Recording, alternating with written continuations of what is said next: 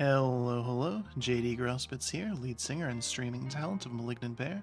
Today we're coming at you finally with our review of Elden Ring.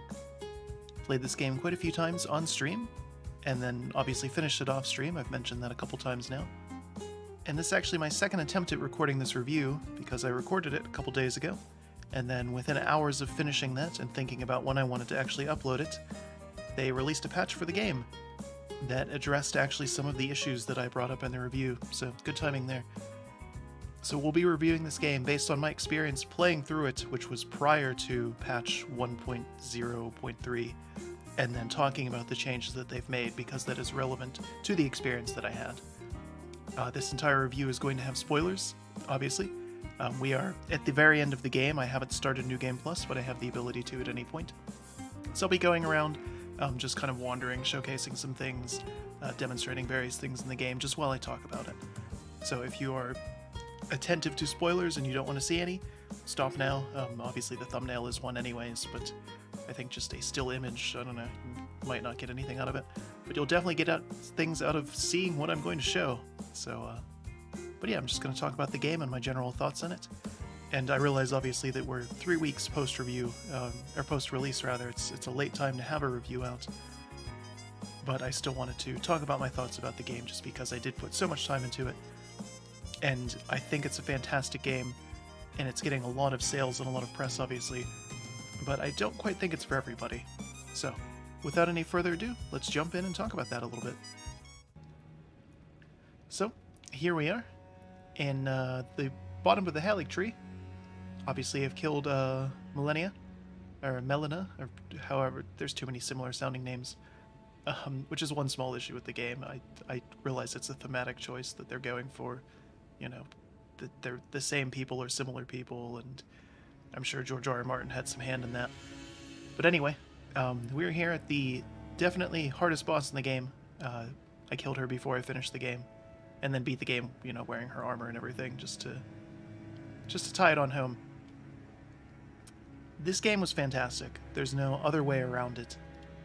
This is almost certainly going to be my game of the year. This is one of the best games I've ever played. But that comes with some massive caveats. That even saying those things, this is not a game that I would recommend to everyone. And this game definitely has some issues. It did get a big patch just the other day that addressed some of those issues, but not all of them, and not in the way that I would have liked to. So, one of the biggest problems with this game, and I started here for a reason, is the difficulty. And I know that's sacrilegious, especially for, you know, a Souls fan. I've beaten every Souls game without incident, you know, no problems there. Didn't have any major issues with this one. This boss took me, you know, a decent chunk of time. But other than that, every single boss in the game I got within 2 or 3 attempts, usually. So. But for a casual fan or someone coming into this who, you know, sees that Elden Ring is, you know, getting all this acclaim and, you know, sold 12 million copies and everything, you are going to hit some brick walls in this game. Absolutely. And that is even with them nerfing some of the fights that are those brick walls. Scourge Radon, the boss in Khalid, the region to the east, got nerfed with a patch. He's significantly slower, his attacks have much less area. He's a lot easier than he was before. That said, he is still a difficult fight, especially if you don't pick up on, you know, the little trick to him of what you're supposed to do. And there's a couple other fights that are like that as well, that I think would be massive filters to people. And even at the beginning of the game, if you go the route that it tells you to and you fight Margit, and then, you know, if you manage to beat him and then Godric, that is quite an undertaking for someone who's not used to these games, or for someone who doesn't understand the incredibly subtle hint that they're giving you, where you go in, get wrecked, and then explore. And that leads me to another point with the game. So difficulty, that's one thing. Obviously, people can get good, and they can take advantage of this massive map to go and explore and find new things and get better, and then come back to some of these difficult early bosses. But the game does a terrible job of telling you that you should do things. There is a fine line to balance between hand-holding and kind of just letting you go, And the game just doesn't do a very good job of it, in my opinion. I'm not saying that it needs to, have quest markers on the map and explain where everything is and everything that you have to do and all that. Absolutely not. I totally get when people are worried about that happening. That shouldn't happen. Not every game needs to be Skyrim where it gives you, step-by-step instructions and a marker on the map and, a million other things. But it needs to give you more information because, again, people who aren't maybe used to open world games or games like this, they're going to get here to the Castleward Tunnel, struggle with Margit, and then not realize that, well, maybe I should go check out all these other things. They're just going to think this game's too hard and then stop. And that's assuming they even get that far. And there's some other instances like that, as far as, getting to the Altus Plateau. It really doesn't tell you. It just says you have to get the pieces of the medallion for the Grand Lift. Who knows where that is? There's not a whole lot of guidance there. And the worst offender of this in this game is quests with various NPCs. So we'll go here to Maidenless. And I think this is the one that even rabid fans of this, they have to agree on this because this is a major problem with this game. Questing in the Souls series has always been tricky. Various NPCs will be, out of sight, sometimes hidden around corners and things. You won't think about them. They'll give you very cryptic responses of things that you need to do for them. And then if you go too far, you'll hit a trigger and then suddenly their quest fails. And that's okay in a regular Dark Souls game, that they're, shorter, a little bit more linear.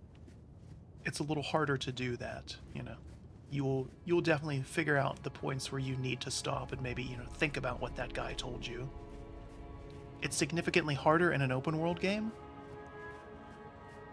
And especially because it's very easy to, accidentally go to the next region and start failing quests. So I went here because I was going to see this NPC, Corin, because that was one example where when you go a certain length in the game, he just up and disappears. He tells you he's leaving the Round Table Hold, that he's going to go look for Gold Mask. And then he just kind of stops at this random point on the road here. You might never see him. And then you have to figure out that Gold Mask is up there, and then you have to go back and tell him that Gold Mask is there. Then go there and talk to them again, and then be lucky enough to notice when they move here in the capital. Talk to them a couple times.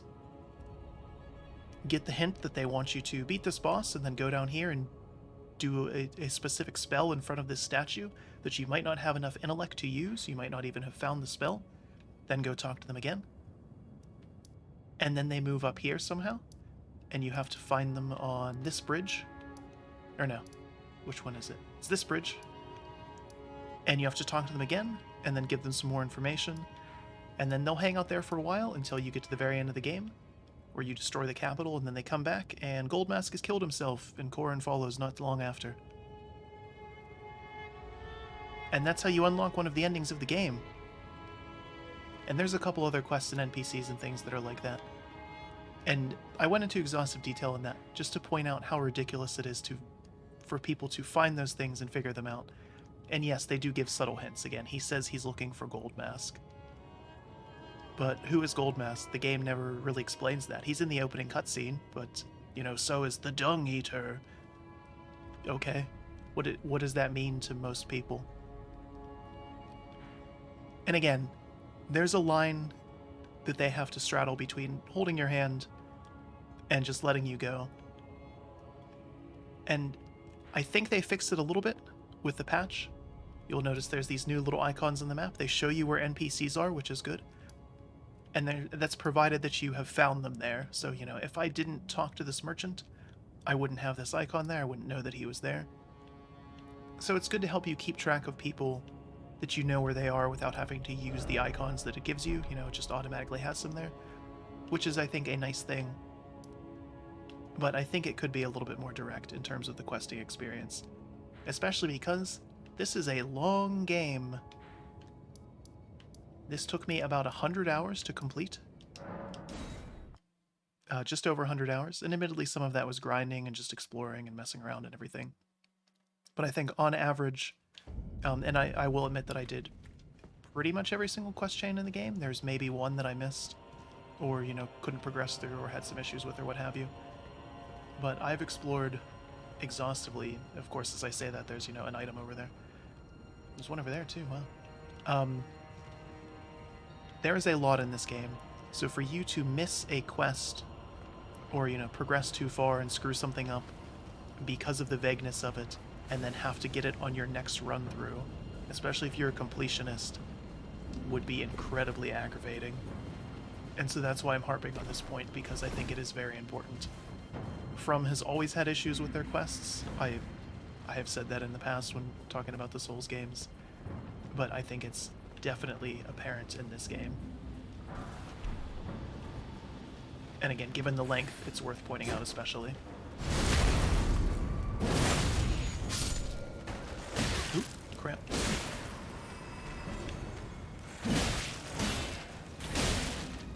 So, as we do some combat here, talked a lot about the negatives so far, so let's switch to a positive, which is the combat. It's pretty good. It is not as good as Neo. I will just outright say it. I think Neo has significantly better combat than this game. But this is for sure the best combat of any Souls game. And I don't even think it's close. The amount of variety you have with weapons, and the weapon arts, and the Ashes of War and things, the various, you know, allies that you can summon through through those ashes, you know, power stancing and all that stuff, the various spells. There is a lot of variety there, and it's good. So you can pretty much play however you want to and have a lot of fun with this, which I think is excellent. But yeah, that said, Neo is absolutely faster, more fun, more fluid, more enjoyable. I don't think that that's that controversial of an opinion. It's just a better combat game, which makes sense. It's pulling from Ninja Gaiden. So, but they're onto something with this. My dream world would be a game where FromSoft does the level and world design, and the team behind Neo does the combat. Because where this game really excels, and the thing that people are going to talk about in it for years to come, is the world design and the level design. Absolutely. That is the highlight of this game, just like it was in the original Dark Souls. I was worried when they moved to open world that they would lose that touch, and I don't think that they did.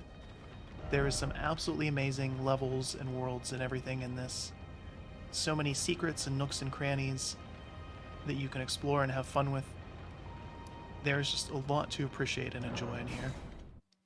And I think that's what a lot of people are going to enjoy about this game as well.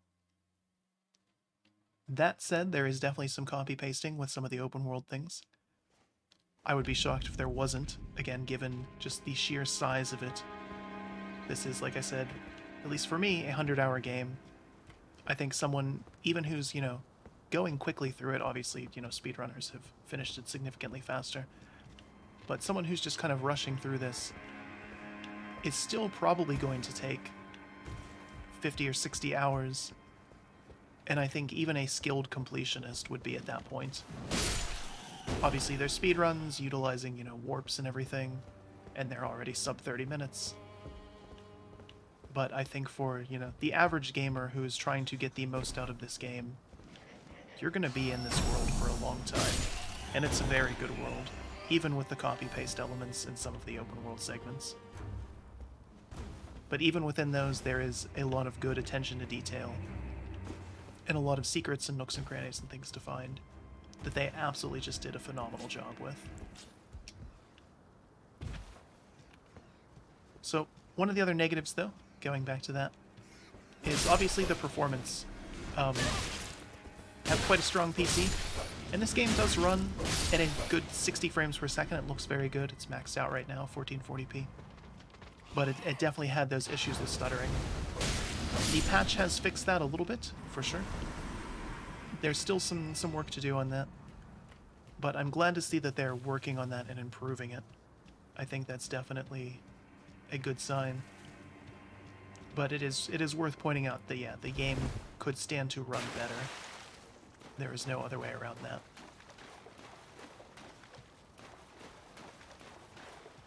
But thinking back to one of the other things that I touched on, the balance of the game and the difficulty,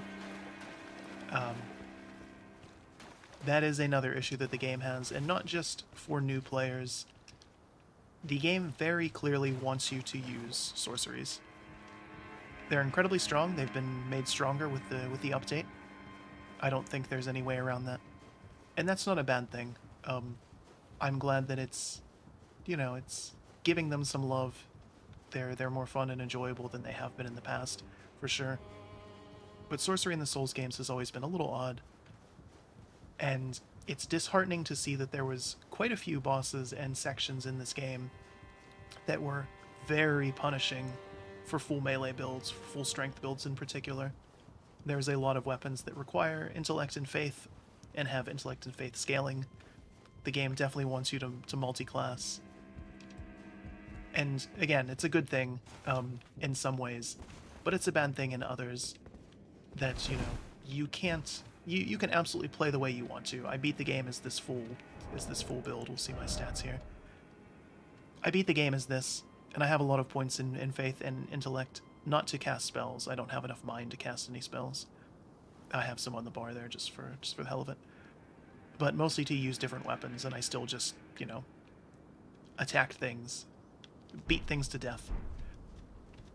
And you can still absolutely do that. But again, it's going to be significantly harder than in other games. There was a number of bosses that were just punishing as a melee build. And then I watched videos of people, rolling in blindly to them with sorcery builds and one-shotting them. And that was, more than a little disheartening to see. But, of course, saying that, since we're reviewing this post-patch, it's worth pointing out that they have rebalanced some things. So I said they buffed sorceries a little bit. They reduced the cost and increased the damage of everything of a couple of them, especially some early game ones. So sorcerers can have an easier time in the start of the game. And then they nerfed some weapons. And they rebalanced a couple as well. Some of the ones that they nerfed absolutely needed it. Actually, we'll go to everybody's favorite area so I can demonstrate some weapons. Like I said, there's a lot of variety in the weapons in this game, and there's a lot of fun to be had with them. But some of them were definitely a little broken. So, Sword of Night and Flame was one of them. You can see this scales off 4 stats, which is impressive in and of itself. But in addition to that, it also had some pretty cool weapon arts.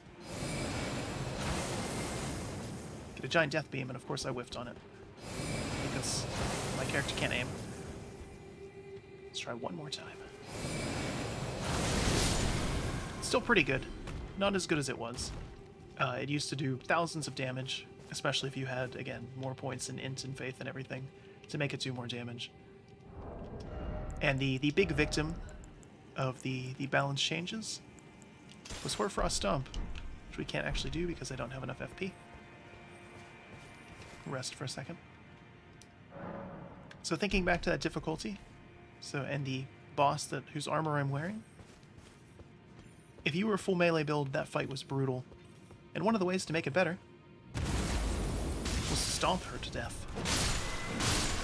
And you can't do that now. I mean, you still could. It would be very hard, though, because they significantly nerfed that ability. If you are a melee build, I think the game just kind of assumes that you're going to be using a weapon with bleed, because bleed is very strong in this game, and there's a whole bunch of weapons that utilize it. Status effects are still pretty strong in general, so here we have Poison and Rot. Although one bad thing about this, and this harkens back to the game just not giving you enough information about quests, it also just doesn't give you enough information in general, so I'm going to go off on this little tangent here. But you can tell when things are poisoned or have Scarlet Rot, because they have, little aura coming out of them. But it doesn't let you know, how fast it's building up, how many more hits you might need or anything like that. You don't know if an enemy is immune to it, you just have to kind of hope for the best. And the same can be said for other statuses. There's a lot of numbers and information on this screen, but there could be more.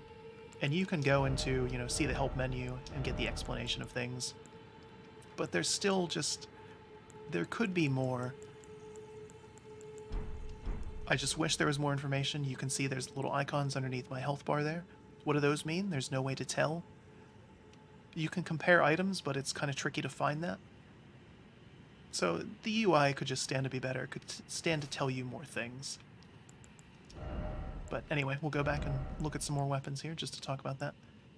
So again, they've changed things around, nerfed some things, rescaled some things, made stuff a little bit better, made shields better, changed some weapon arts around and some ashes.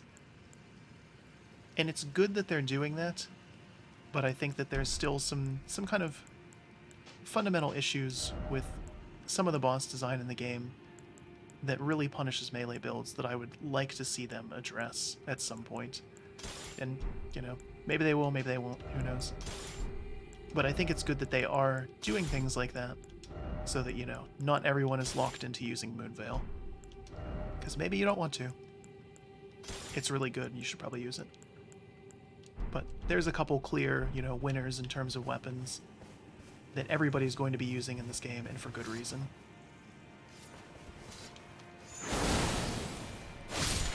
So Moonveil is a katana, so it does bleed damage. It's very fast. It's a big katana. It also scales with magic. And its version of Unsheath, the regular katana ability, also does magic. It does a whole bunch of damage. You can get this weapon relatively early on in the game. Again, it's quite strong. They didn't touch it at all, but again, they nerfed some other things. Try some other stuff out here then. Made shields better, which is good. I don't know if I can even fight these guys. I've never used this, never used these weapons. Locking onto these things is terrible.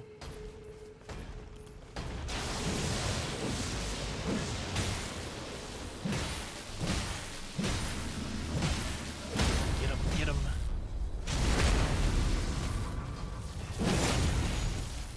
Sort of effective. Except not really, because that weapon's not upgraded at all. So you can see even enemies are pretty strong with their bleed attacks. Thankfully you're still stronger for the most part, but... show off a few more weapons here. It sounds like I'm harping on negatives with this game, and I am because I'm trying to be critical in this review, but these are things that are worth pointing out. That the game does have issues in spite of, 12 million sales and 10 out of 10s across the board. And like I said, it's probably going to be my game of the year, but it's worth pointing out those things because I think it could impact some people's decisions to buy it, or at least to buy it right now. I think that even with the difficulty in this game and, it having some filters in it and all that, most people are still going to at least find something out of this game. Even if they don't complete it, you can just get to enjoy the world design and, the attention to detail and everything that they've put into this. There's a lot of good stuff here. But maybe not right now, depending on how you feel about some of the issues that I talked about. How much you care about balance and all that. Show off a few more weapons here. Yeah, my shields have way more guard boost than they did before, which is good. But that's another thing where it doesn't... it sort of explains what that is. Higher this value, the smaller the amount of stamina consumed when guarding attacks. Okay, how much stamina? What's the breakpoints here? How much damage does this actually block? Obviously, if this number is 100, then I don't take damage when I block with it. But beyond that, what's the ratio of damage taken to stamina? More information would be good. Kinky. It's a fun weapon then. Jump attacks are very strong, especially when you don't whiff on them.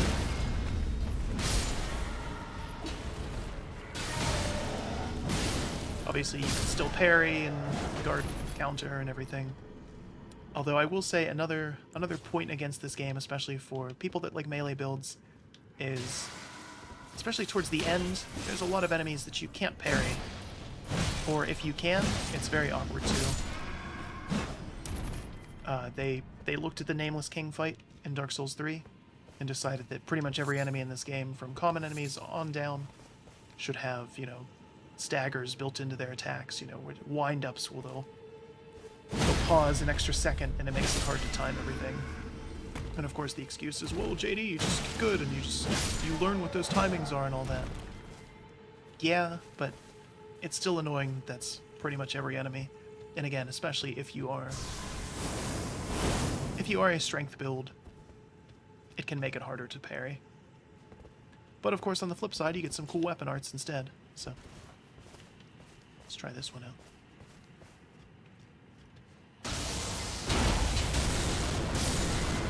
That does some damage.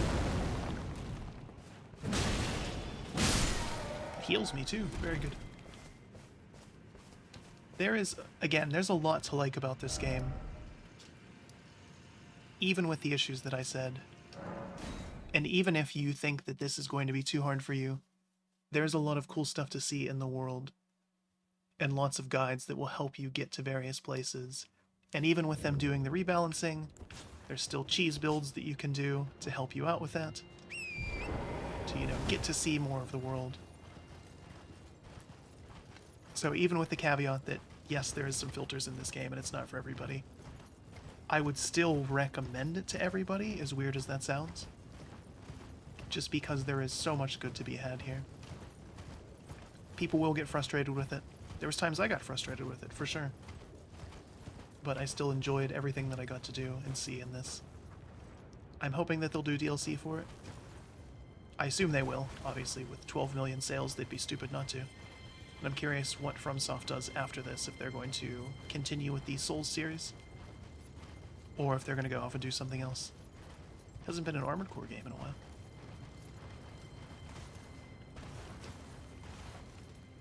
But outside of that, obviously some basic things.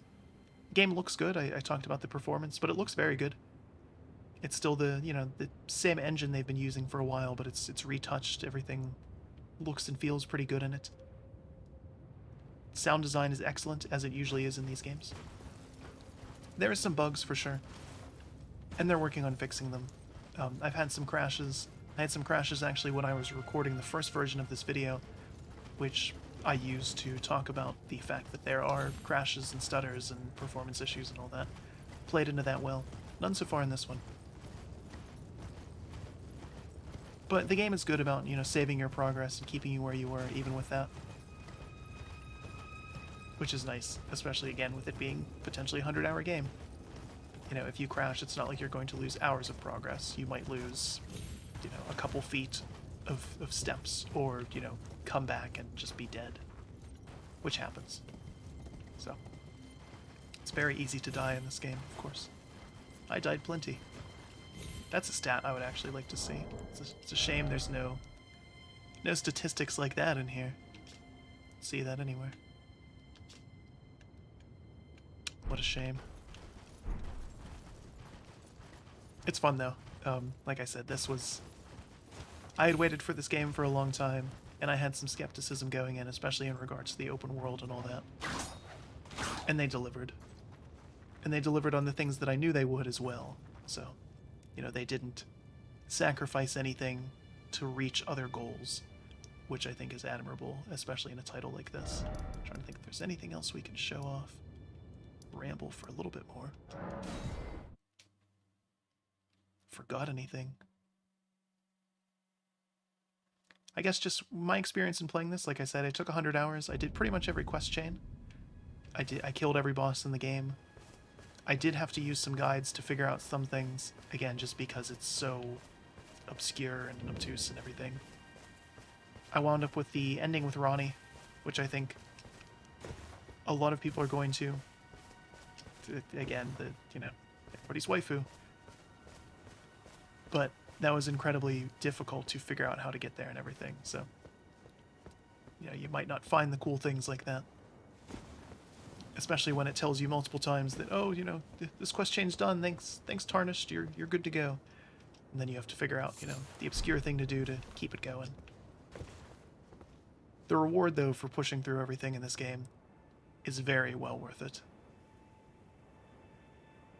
So, as always, we hope you enjoyed this video, this little review, even if it is pretty late at this point. I still just wanted to put my thoughts out there. So we hope you enjoyed this. We definitely appreciate your viewership. And until next time, have a good one.